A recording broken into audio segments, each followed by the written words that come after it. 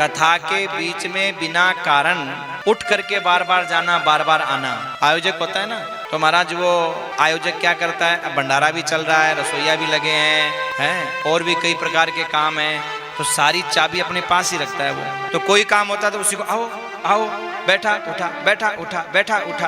बोले जो बिना कारण, भाई अब बाथरूम जाना बड़ा मुश्किल है तो भाई देखो दोस्त नहीं जाना ही पड़ेगा आदमी को, पर बिना कारण अनायास बिना उठे काम चल सकता है। लेकिन जानबूझ करके जो महाराज उठ करके जा रहा है बीच में से, कथा कहे जाते समय बीच से ही जो लोग उठ करके अन्यत्र चले जाते हैं, वो जन्मांतर में उनकी स्त्री आदि संपत्तियां सब नष्ट हो जाती है महाराज। और ये बात 41वें श्लोक में लिखी है, महात्म्य के 6ठे अध्याय के 41वें श्लोक में लिखी है।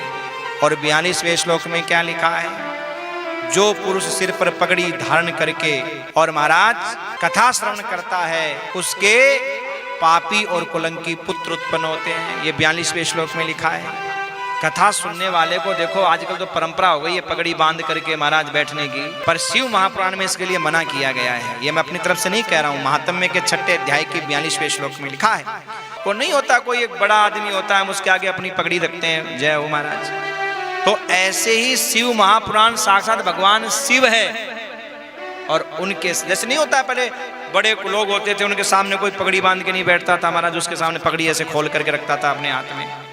तो इसी प्रकार बताया गया है, पगड़ी को एक अभिमान का प्रतीक बताया गया है, तो महाराज उसको पहन करके शिव महापुराण की कथा का श्रवण नहीं करना चाहिए।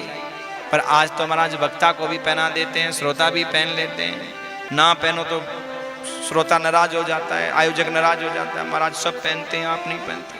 हाँ, पर यहां लिखा है महाराज 42वें श्लोक में, महात्म्य के 6ठे अध्याय के 42वें श्लोक में, कि पगड़ी पहन करके कथा नहीं सुननी चाहिए। साफ लिखा है, जो पुरुष सिर पर पगड़ी आदि धारण करके इस कथा का श्रवण करते हैं, उनके पापी और कुलंकी पुत्र संतान उत्पन्न होती है। अच्छा, कथा में बैठे हैं, पान मसाला चबा रहे हैं, पान खा रहे हैं, होता है ना कई बार महाराज, कथावाचक भी हो, चाहे कथा का स्टाफ हो, चाहे श्रोता हो, दोनों के लिए ये बात।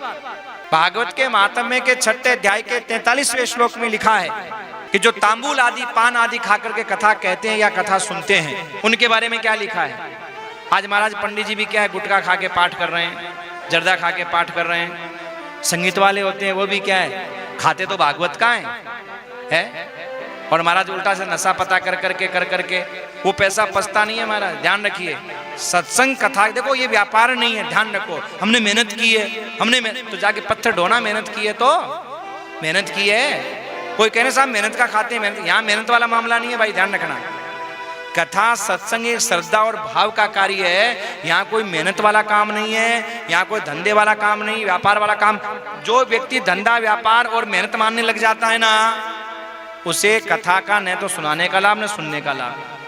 तो चाहे वो संगीत वाले हो, चाहे वो पंडित जी हो, चाहे वो व्यास जी हो, सबके लिए बात लिखी है कि यहाँ से मिली हुई दक्षिणा से आप अपने बच्चों के पेट को पालो, कोई समस्या नहीं है। आप भोजन लो, वस्त्र पहनो, दवाई पानी जो आवश्यकता है लो, लेकिन इस पैसे से जो उल्टा सीधा नशा पता करने लग जाता है, वो अपने जीवन का सत्यानाश करता ही करता है। महात्म्य के 6ठे अध्याय के 43वें श्लोक में क्या लिखा है, बहुत महाराज विचित्र बात लिखी है। क्या, तांबूलम भक्षयन्तो ये शृण्वन्ति मां कथाम नरः सविष्टाम खादयन्ते तान नरके यम किंकरः। जो पुरुष पान चबाते हुए कथा को सुनते हैं, उन्हें नरक में यम के दूत उन्हीं की विष्ठा खिलाते हैं महाराज। भोजन खाने को नहीं मिलता उनको, विष्ठा खिलाते हैं। जो लोग ऊंचे आसन पर बैठ कर कथा श्रवण करते हैं, व्यासासन से ऊंचा आसन नहीं होना चाहिए किसी का भी, चाहे वो कितना भी बड़ा व्यक्ति क्यों न हो। व्यासासन से जो ऊंचा आसन लेकर के जो कथा सुनता है, वो व्यक्ति समस्त नरकों को भोग करके अंत में काक योनि में जन्म लेता है, कौवे की योनि में जन्म लेता है। ये महाराज 44वें श्लोक में बताया है, काक योनि में जन्म लेता है।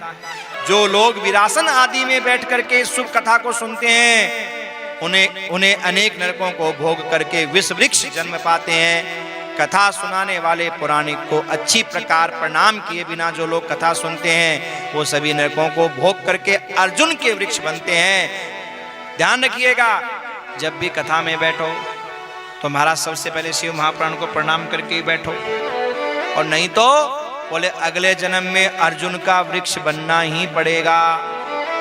अच्छा, अगर कोई रोग युक्त है तो चलो कोई बात नहीं है, पर रोग युक्त नहीं है फिर भी महाराज वो, अगर रोग युक्त है तो चलो कोई बात नहीं, पर अगर रोग युक्त नहीं है और फिर लेट कर कथा सुन रहा है, रोगी है तो छूट है रोगी के लिए, तो यहाँ लिखा है। पर अगर रोग युक्त नहीं है, जो व्यक्ति बिना बीमारी के और महाराज कथा में लेट जाता है वो नरक आदि भोगने के बाद अजगर की योनि को प्राप्त करता है। अजगर बनता है महाराज। और देखो भैया, जो इस पवित्र कथा तथा कथा के प्रसंगों की निंदा करता है ना, आज कई पंथ कई धर्म ऐसे हैं, शिव पुराण में ये गलत है, ये गलत है, ये गलत है? जो महाराज कथा की निंदा करता है, कथा के प्रसंगों की निंदा करता है, 39वां श्लोक महात्म्य के 6 अध्याय का 49वां श्लोक, 49वें श्लोक में क्या कहा?